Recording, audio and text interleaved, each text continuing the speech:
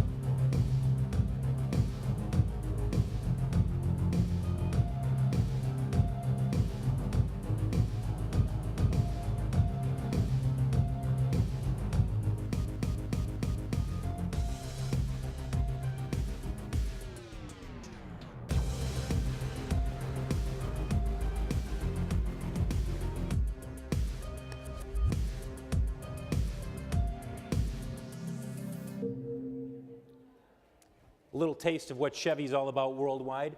Alan Batey, before we begin with some specific questions about your strategy, where it's at and where it's headed, give me some perspective in terms of how it feels to finally enter the top 100 brand list.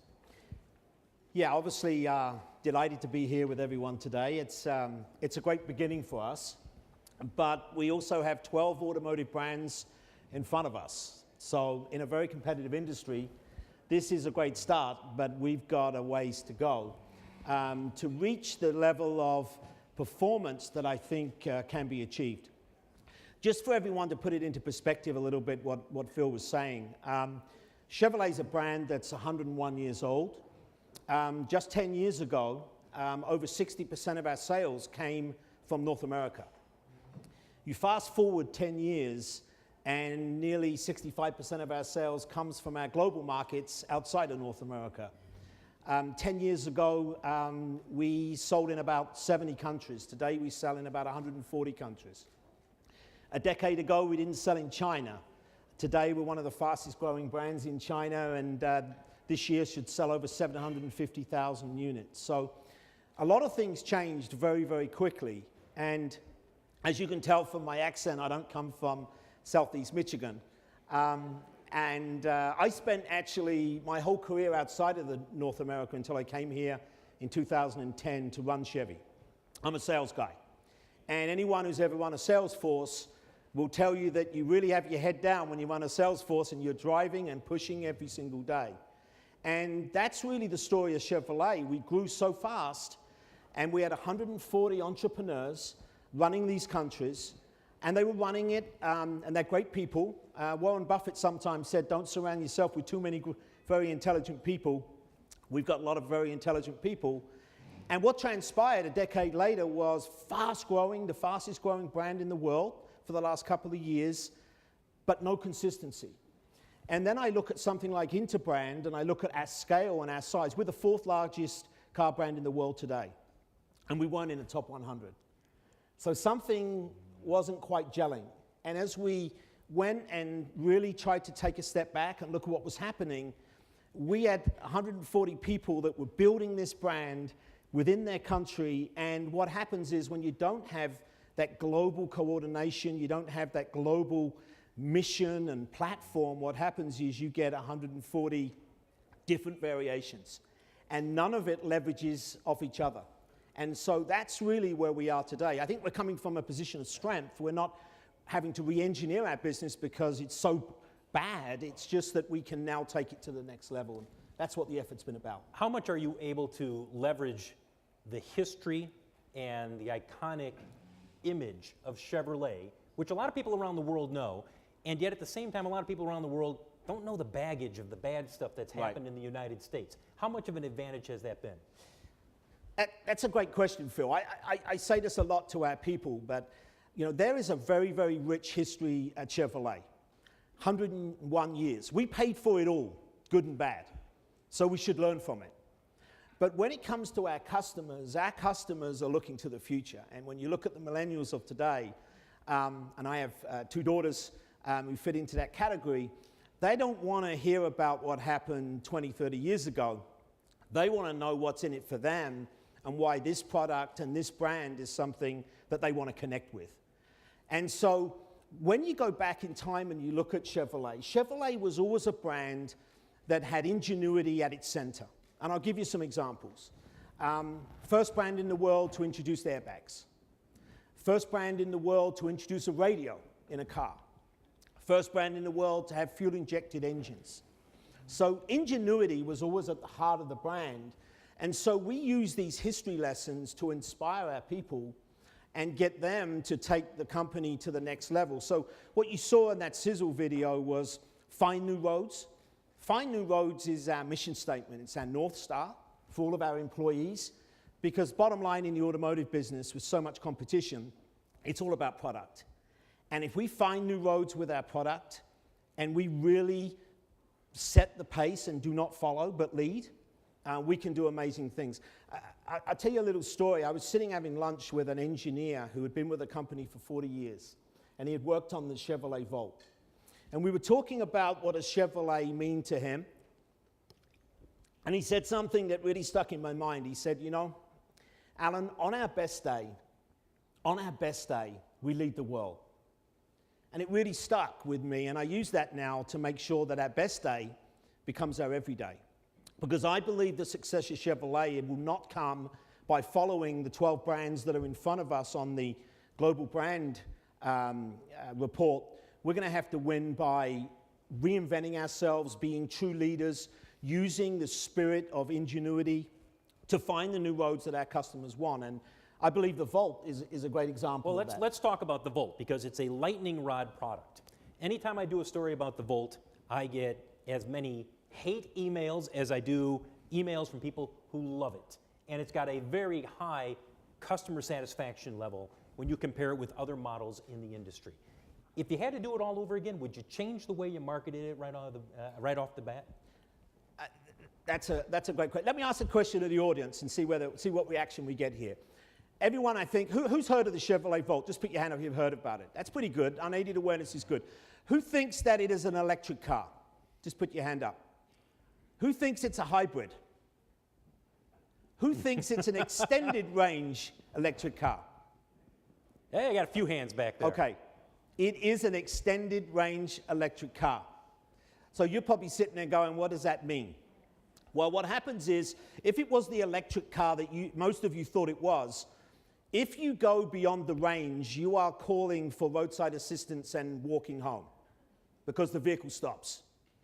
If it was a hybrid, it basically is connected to a traditional gasoline engine. The Volt is actually an electric car, but it also carries an engine which gives it extended range. So you can go over 300 miles without having to fill up. So it's basically the combination of both to take away that range anxiety. But Phil will tell you, sitting where we are, you thought it was an electric car. And that is truly our challenge today, is we have not done a good enough job telling our story and getting people to truly understand it.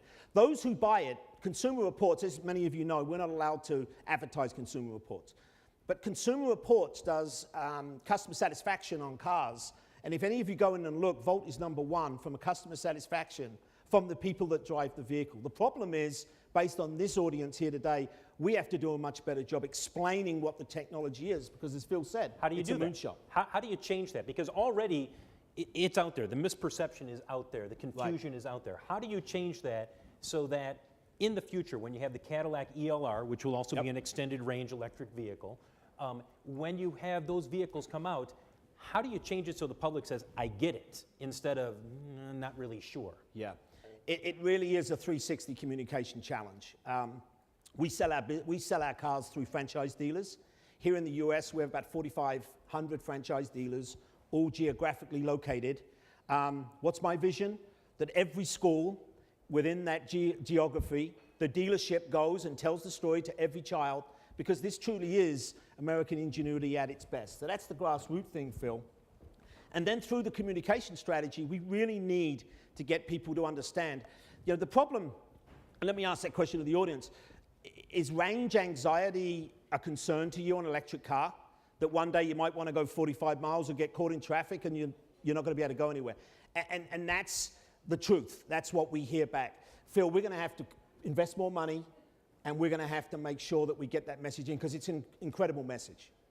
I want to switch gears a little bit, because so much of what we've been talking about and what people talk about when they think about the top 100 list is advertising and marketing. Right. But for you, it's also how the public interacts with Chevrolet at your dealerships. Yep. We were before this talking, and you had a little interesting story to tell about changing the culture of your dealerships. Tell everybody what happened when you first came over here and you had a chance to go around and do some mystery shopping at your dealerships. Yeah, well, as I mentioned, I came over in 2010, and I had one of my daughters was finishing year 12 in Australia. Anyone who knows Australia, the year is January through December. So I had a year here on my own, and took the opportunity to travel the nation. It was either that or sitting in a corner of a bar talking to a few locals. And so traveled a lot, visited a lot of stores, and I'm being really honest, we looked like a network that had gone bankrupt. If you looked at our stores, and I use the analogy of Sears and Target, we definitely didn't look like the Target. So we needed to change the image and the perception of our brands if we were going to have any chance to rebound after what happened here in the US with the bankruptcy. So really the piece of that that's so important is these are franchise dealers who invest their own money. And we needed to convince them that they needed to make a huge step change with regards to their facilities.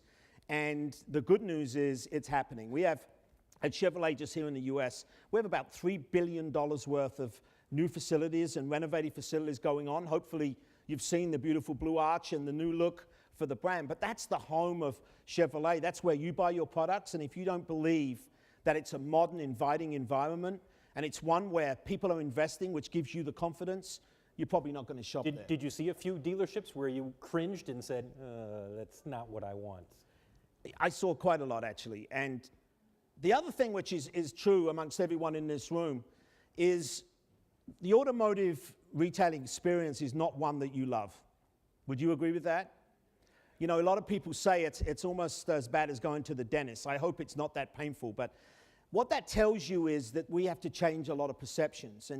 And the truth is much different to that. But the perception is reality. I mean, in anything we do in life, perception is reality. So I took a bold move, and I went outside of our industry, and we partnered with Disney. And I think Disney was 14 on the strongest brands, because Disney connects with their customers, with their guests, as they call them, in a way which creates incredible brand loyalty. I'll give you a statistic. In any park here in the US today, 70% of the people have been there before. Let me tell you, if I had 70% customer loyalty at Chevrolet, our company would be worth a lot more money than it is today. 1 point of customer loyalty for Chevrolet is worth about $700 million in revenue. So just think about that. So we joined forces with Disney. We took all of our dealers, our owners, because its leadership starts at the top, we took all of our owners down to Disney. Working with Disney, we created a program. And I'll be really honest with you, many of you may actually know dealers and go back and ask them. Many of them were not happy about having to go and attend Disney training. We called the group, normally the group started on a Sunday and went through Tuesday, and we had about half of them at the opening reception who were the prisoners. You know, they came because they had to come. Right. And then by the end of the program, you could see this image just change and them to understand. And Disney, to their credit, opened up in a very simple way. Two things that every dealer will tell you that Disney said is, number one, we are a for-profit organization. Dealers get that and they like that. The second one they said, though, that really got the hearts and minds of the dealers is that we know that in the Northeast here, many of the dealer workshops are unionized, and we know you have some challenges getting mechanics to want to work on a Saturday afternoon. We know that's a challenge for you. And then they turned it around and said, did you know Mickey Mouse is in the union? Mickey Mouse is a Teamster, he's in the union, and he works 365 days a year. And so what we were able to do was, by connecting with Disney, we were able to take our dealers out of an automotive environment which is very stale and take them into a place which was very fresh. And what they really saw was, it's about people. It's about leadership, believing that putting the customer in the middle of everything you do and exceeding their expectations is important. And then when you do that, great things happen. So the Disney relationship for us has been fantastic. One last question, and then we'll open it up. And if you have any questions, just raise your hand, and I'm sure Alan will be happy to handle them. But one question that I get whenever I bring up General Motors, when I bring up Chevrolet, when I bring up anything regarding your company, government motors, does that title, if you will, and I know it's not an official title, but does that term, is it still hurting sales? It hurts me, and it inspires me every day, and I mean that very seriously. And we use that a lot to talk about, you know, right now we're definitely an underdog, and you can talk to different people who may or may not fancy our chances. I fancy our chances very much so, but it's about deeds, not words. It's about us getting results we don't have to explain, Phil. When we went out recently and we announced, well, we didn't announce, J.D. Power announced that General Motors and Chevrolet was the #1 in the world here in the US for initial quality. That says a lot. When Consumer Reports announced the 96 out of 100 rating on the new Impala, which was the highest for a sedan ever in Consumer Reports, these are the sort of things that show that we are a different company doing different things. But we've got a long way to go, and I said we have to stay very humble and hungry. But there's a high level of passion and energy in the company, and it sometimes feels good being an underdog. And we've got a great balance sheet. We call it a fortress balance sheet, so we're able to invest in the downtime, because it's all about product. We feel good about that, and we've got to execute with excellence, and I think great things can happen. If you have a question, just raise your hand, and I know we'll have a number of people with microphones who can come around. And you want to start back there? Go ahead. Thank you. Bill Power from Fleischman Hillard. Congratulations again for making the top 100. Thank you. You mentioned Find New Roads is much more than just a tagline. It's your North Star. Can you share with us maybe one or two things that you see on the horizon as your vision for how your organization is really going to take it from a great line to perhaps a business strategy? Yeah. I was telling Phil this before. Phil's obviously an expert in our industry, knows this, but I was saying to Phil, unlike a lot of you people, you can come up with something ingenious and you can almost implement it, particularly if you're in a digital world like that. In our business, the product development cycle, depending on what you're doing, is 3 to 5 years. So unfortunately, a lot of the things that we're doing right now, you'll be the judge of in that 3 to 5 year window. But what we're doing is we're really, a couple of things I'd say. First of all, you have to keep things simple. I have a saying which is do the basics brilliantly. And we're using that to make sure we communicate, because, you know, I worked in Korea for 5 years, and whenever I was on conference calls in Korea with the US and we were having trouble communicating, do you know what the US solution to that was? Speak louder. It really didn't help much. So when I used to suggest maybe we switch to Korean for the next 20 minutes, all of a sudden the penny would drop and people would go, wow. So communication around a company that's in 140 countries is key. So creating language that everyone can understand. But the type of discussion we have around our product now is, does that product deserve to wear a bow tie? Chevrolet is a special company, and it should be something, it should make you proud to, when you're a designer or an engineer, to want to put a bow tie on something. And then secondly, we put the customer in the center of everything we do, and everything we talk about is about the customer. It wasn't always that way, by the way. We were often talking to the senior executive who was going to approve or not approve. Now we're talking to the customer in everything we do, and we're asking that question of, is it ingeniously simple? Because we believe that ingeniously simple is the key to the future. Apple has proved that to all of us. So, and then is it relevant? And does the customer, is it going to wow the customer? Giving the customer a car that they expect is not going to be a winning formula for Chevrolet. We have to exceed those expectations, and so that's really the rallying call. And I'll be honest with you, when you get the product right and really right, we all look like geniuses from that point. I know we have a question up here, I believe, right up here. As you're bringing the microphone up to her, let me share with you a couple of thoughts of somebody who has been in a number of different countries around the world, and anytime I go to one of these countries, certain things stand out. And the last time I was in India, the growth of Chevy over there is one of those examples where it's hard for a lot of Americans to realize that when you leave this country, it's a different world in terms of the auto industry. But Chevy is growing rapidly in Asia, and I think people don't understand that, so that's one of those things that stands out. Hi there. I'm actually from the Motor City, so I can appreciate Excellent. the big three. I don't live there anymore, but I live in California, and everything's imported. Everything is, nobody drives American anymore. But that's not what I wanted to make a comment We're going about. to try and change that. Your extended range vehicle category, it seems like a new category. Did Chevrolet create that, sort of dub that term, or is it something that others are, and is it something that others are following, or is it just a sort of known industry lingo? Sorry, could you just say that one last time? Your extended range vehicle. Right. No, that was our language, and it was actually our engineering solution to this anxiety around range.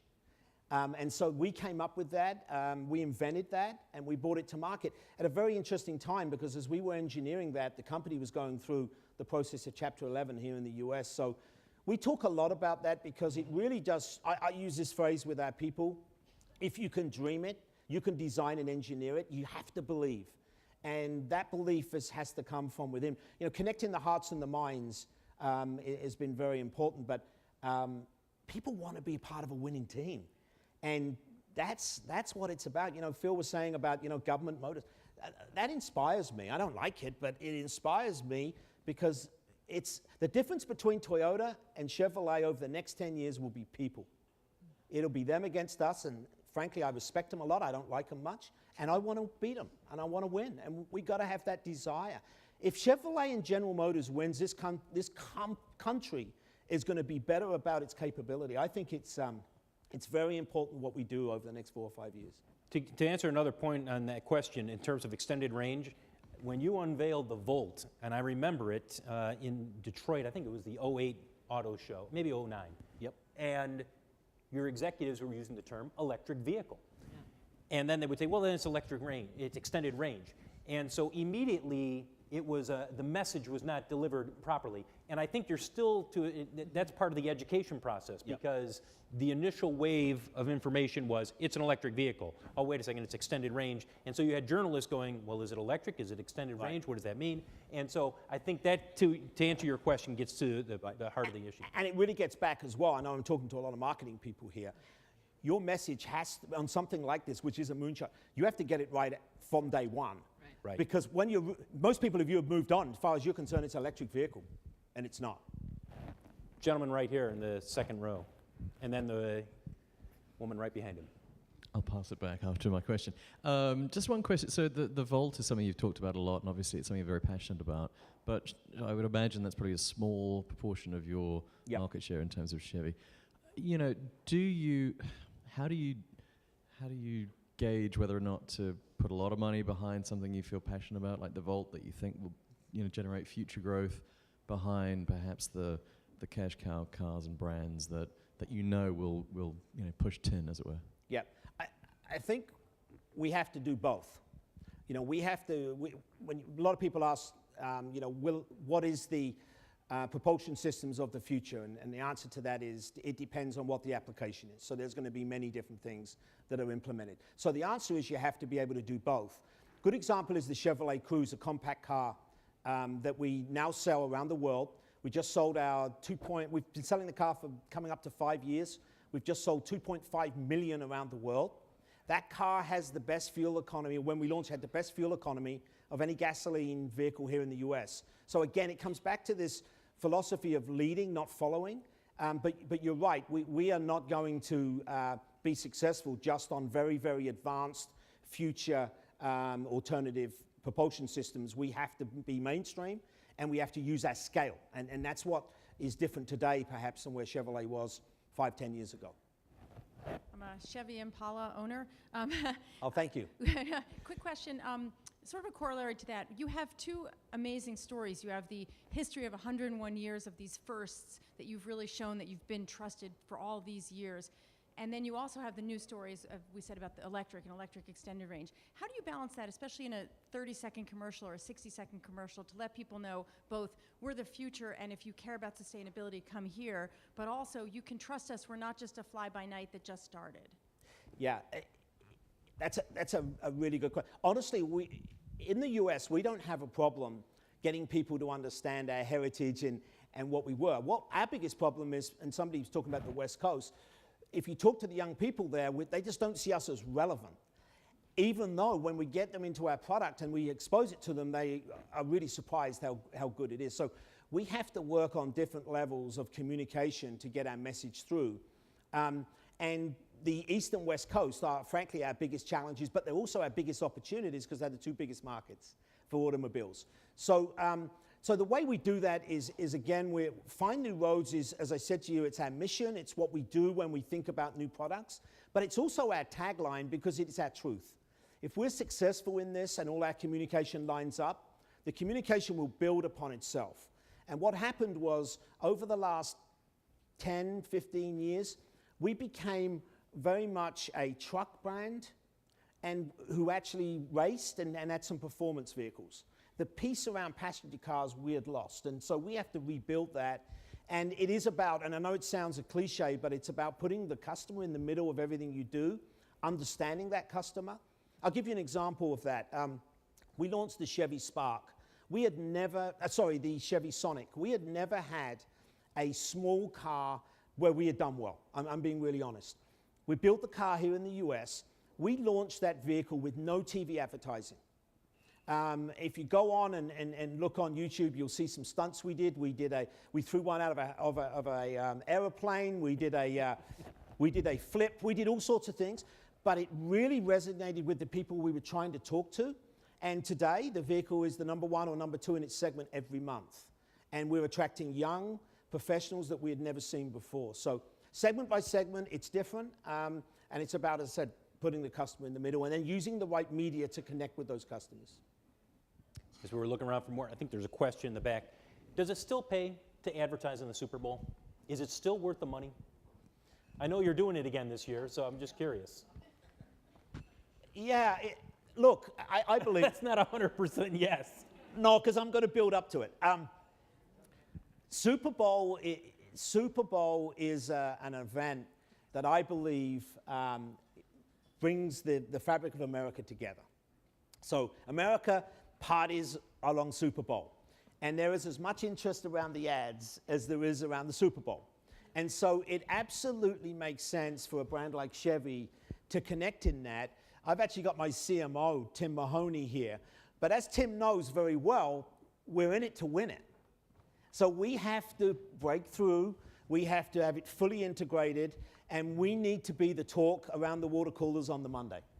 We're not in it just, we're not in it just to have an ad. We're in it to connect with our customers and to really break through. And that's the way we see it. And by the way, it's been hit and miss for you guys. Listen, the ad that you did a few years ago where the kid graduates from college and he thinks that he's going to be getting that Camaro out. That was pretty cool. That's a great commercial. Yeah. On the other hand, there have been some ads you've run. They weren't bad ads, but they got lost in the clutter. So it brings up the question, is it tougher than ever to cut through the clutter? It is, but that's why we hired Tim Mahoney. No, you know what? A brand like Chevrolet will always connect with people. And we've always had two things about Chevrolet, and I think you would agree with this. Well, three things, actually. Number one is we like to compete. We're a brand that likes to race, but we really want to win. So we are a very, very competitive brand. Secondly, we're a brand that really cares and gives back. Somebody was talking about making strides against breast cancer. I lost my mother through breast cancer. When I came here, I was looking for a charity I could connect all my dealers to. We connected the whole network last year with a #1 raiser of money for making strides against breast cancer. This year, and I've got pictures I can show, we're going to have pink dealerships. I mean, we are using our size and momentum to do the right thing. And I can remember Dan Ackerson calling me. I was in Las Vegas last year, and this was when the storms were going off here on the East Coast. And he called me up and he said, Alan, we need to get some vehicles urgently to the Red Cross. And we did it there and then. So we care about the communities and we give back. That's really the second thing. And then the third thing is I like to think we don't take ourselves too seriously. And so with that gives Tim the ability to use humor in the right way to connect with Americans and almost take the fun out of ourselves a little bit. That's I think, where the brand can be. In the back. Sure. So I was curious, what was the strategy behind and the goals for the Men United sponsorship that you guys are picking up for next season? Yeah, that's a fantastic. Jonathan Rigby's actually here in the corner. He's actually from Manchester United. Let me just give you a couple of stats, because many of you may not know this, but we talk a lot about Super Bowl ratings. Around the world, Manchester United every weekend gets the ratings that we get once a year around Super Bowl. This is unbelievable when you think about the reach it has, but most importantly for a brand like us, and Phil was leading into that, we're a very young brand in Asia, and so it connects us with a lot of very important growing markets where our unaided brand awareness is still very low. So we'll be on the shirts as of next season, and I believe it's going to be a huge enabler for us. It fits with our personality. I said we like to compete, we like to play, we like to give back. We also have a massive relationship around One World Football, where we take footballs that are unbreakable into needy areas like Africa, and we distribute. So we do a lot of work around that, and I believe the Manchester United link-up is going to be huge. The amount of people that connect with them digitally is absolutely mind-blowing. So I think we've connected with the #1 sports franchise in the world, and I think that you'll see we're going to use it brilliantly well to get after. It's an unaided brand awareness and a social perspective that we really want to leverage most. Other questions? Well, we're waiting for a few more questions. You're going to be involved with the Olympics. You're not a ring sponsor, but you're going to have a huge presence there. Is the Olympics still the draw that it's been known to be over the last 30 years? Yeah, the London Olympics were an absolutely huge success, and we really capitalized on that. We actually had two of our General Motors brands, Cadillac and Chevrolet, that really worked through media very, very hard. The Winter Olympics this time round, to be really honest with you, the biggest challenge is going to be the time difference. But we're working really hard. Tim's had a team working on this now for the last 4 or 5 months or so. So it's not something we believe, Phil, that you should just have as part of your normal media plan, and then you just basically roll it in. You've got to have very specific objectives around it, and the team's building that right now. But the Olympics has worked really, really well for us, and it helps when you win gold medals, but London was a huge success for us. I have a question up here, and while the mic's coming up here, quick question I have for you. Yes. How different is marketing in China versus the United States? It's the #1 auto market in the world, yet it's more competitive than the United States. Yeah, it gets, let me answer it in a slightly different way, if I may. We have a global platform, which most of the companies in this world will have.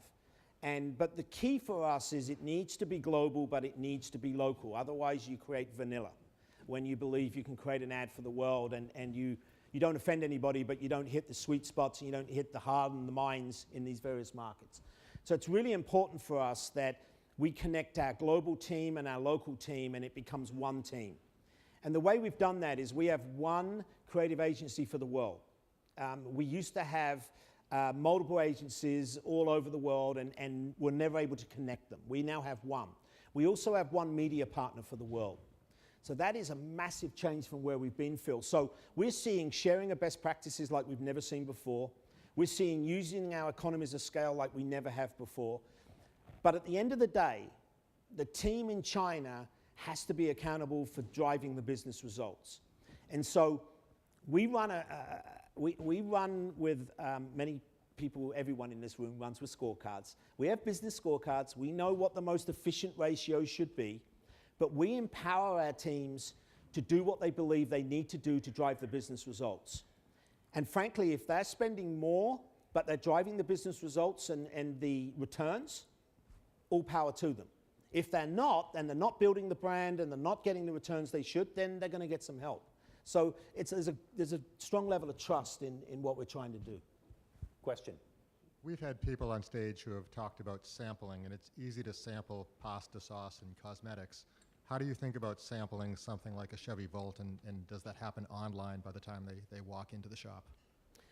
That's a really great Did everybody hear that? His question was about how do you get people to sample the Chevy Volt? Yeah. It really depends what you're trying to get. I mean, sometimes we go online like we all do and we want to get a quick response to something. But if it's really if it's a product, say take for example the cruise that's going to be sold in every region in multiple markets, I believe that you have to do that with 3D properties. You cannot do that level of research that you're looking to do through 2D or through online. So our research strategy is it's very different depending on what we're trying to understand. And it basically works on every level that you've heard today. But we do invest a lot of research in the really important markets to get people to feel. Our product is, everyone's product in this room, everyone wants to believe it's emotional. Let me tell you, cars are really emotional. And if we don't connect with the hearts and the minds, we're in big trouble. And so we have to really push that. And I can tell you at Chevrolet, design is a criteria that we are going to push as hard as we possibly can. And that's again in our DNA. When we did that best, Chevrolet, people make more songs about Chevrolet than any other car company in the world. There aren't many about Toyota. Why? Because we connected the hearts and the minds of these people and we became part of the fabric. And I'm not sure we'll go back to that again, but we do need to connect in a way, and we need to listen to our customers more than we ever have before. We have design centers in Korea, Brazil, here in the US that's doing Chevy work, so it's really global, and that's another reason why we really need to connect the different consumers to understand. And understand where we really need to make a change, and understand where it's a different interpretation on the same thing. Got time for a couple more questions. There's one in the back there. There we go. She's got a microphone. You can make all of the great products you want, but ultimately, if you think of being consumer-centric, your consumer experience starts when they walk into a dealership in some ways. I mean, it starts beforehand, but the ultimate transaction is within a dealership. And in my experience, I've been in sales, but then you see a dealer who's a salesman too, and most of the dealers that you see, and not just Chevrolet, I'm talking the auto industry, most of the salespeople that you see there, you come into the dealership, you know more about the product sometimes than they do. And the experience just falls short sometimes. So, I mean, do you recognize that there is sort of, not the best experience in some dealerships? And if so, how do you address that then? Because that's where the consumer's experiencing your product. Yep. One of the major. You make a really important point. I mean, as I said to you, the car is the second biggest purchase anyone makes.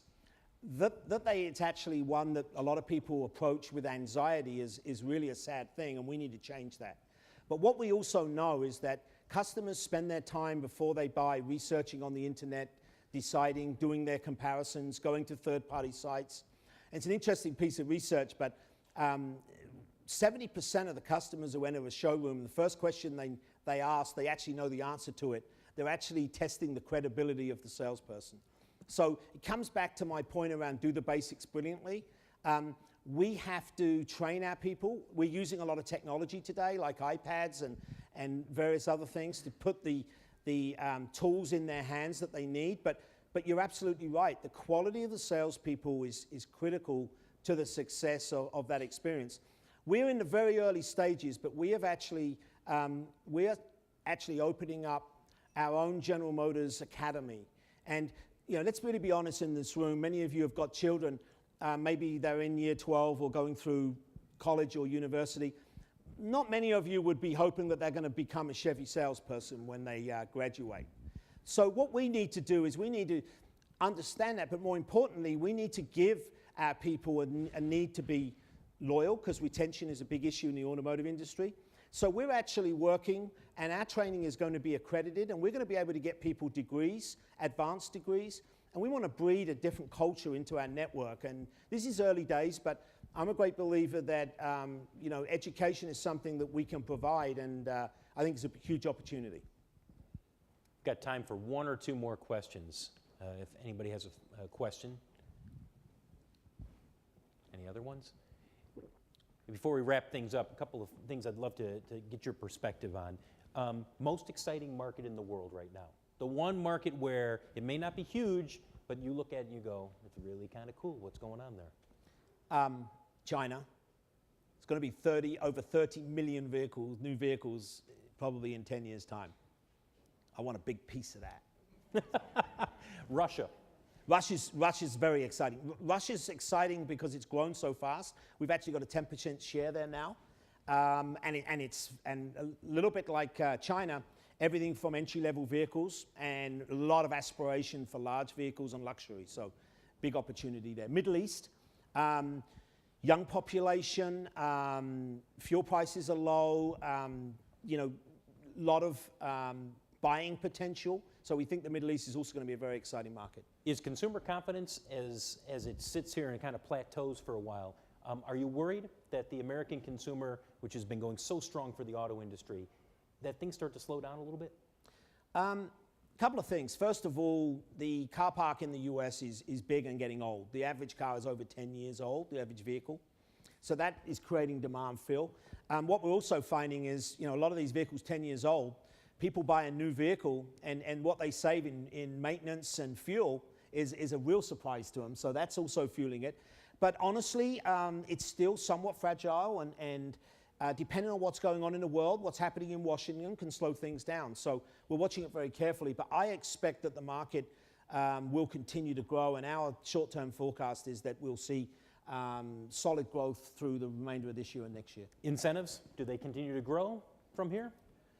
The bottom line is the stronger the brands, the less incentive needs you have, and you need to be competitive. But if the competition starts throwing more cash on the hood, yep, you have no choice but to answer at a certain point. You need to be competitive, but as I said, you can see it segment by segment. The really successful vehicles, the ones that people really want to buy, they have less incentive load than ones that people don't want to buy. And so I can tell you, if you look at our new Impala we've just launched and compare the incentive load with that of the model it replaced, it's night and day, because there's just, our vehicles on the new Impala sales, we're going to be up 80% over a year ago, and that's on the back of an incredible car. So how much is, and I don't know if everybody's heard this today, the AAA were out with their forecast. Gas prices at $3.40 a gallon, lowest since January. It's going to go down another 20 to 30 cents before the end of the year. How much does that help sales through the end of the year, or is it one of those nice additional factors? No, it definitely helps, particularly pickups. And pickups is obviously a very important segment, represents about 13% of the market. There's only really 3 major competitors in that segment, and we're obviously one of them. We've just launched new trucks. So timing for us, Phil, with fuel prices going down is very, very good. You're a marketing guy, and I know usually, I know a lot of people don't like to comment on other executives, but you have to be interested in watching what's going on with Tesla and Elon Musk. When you watch what he's doing and what they're doing, and certainly from the marketing perspective, what do you think? It's impressive. The passion, the desire to innovate, the desire to take the company to places where the industry hasn't been before. I think that we have a lot of respect. We'll see long term whether the portfolio and the strategy is going to be robust enough, but he's very passionate, he's very smart, and people want to be associated with car brands like that. So we have a lot of respect for what he's doing, and we're not standing still either. So we've got some innovative ideas of our own, which will, again, become somewhat disruptive. Somebody asked a question earlier around portfolio, and it's a great question because people don't buy, I don't know whether it's the same in your industry, but we have an A car, a B car, a C car, and you have all your competition. That's not how people buy cars. People buy cars because the car meets their needs. Mm-hmm. And that's what they've been able to do with Tesla, is find a niche, and it's become a very cool commodity amongst people that can afford that type of car. And we'll see longer term whether it works, but impressive. Last question, because I know we have to go down and ring the opening bell. Where do you grow market share from here? Give me Chevy 3 years from now in the U.S.? It's a good question because we used to put market share out there as the objective and then throw everything at achieving a market share. What we're now doing is we're actually putting product and customers in the middle of everything, and I believe great things will happen. We're changing our customer mix dramatically. We talked about the Impala. We used to sell more cars to rental companies than we did to retail customers. The new car is going to be sold 85% of them to retail customers. So honestly, Phil, I wouldn't want to give a prediction, but I would say that we've made incredible progress. We're seeing great success with our new range of vehicles. And if we continue to do that, I believe over time that Chevrolet will be challenging to take back what we really are aiming for, which is to be the #1 brand in the country, but we don't put a time frame on that. Good things happen if we do it. Alan Batey, the head of Chevrolet globally. Thanks, buddy.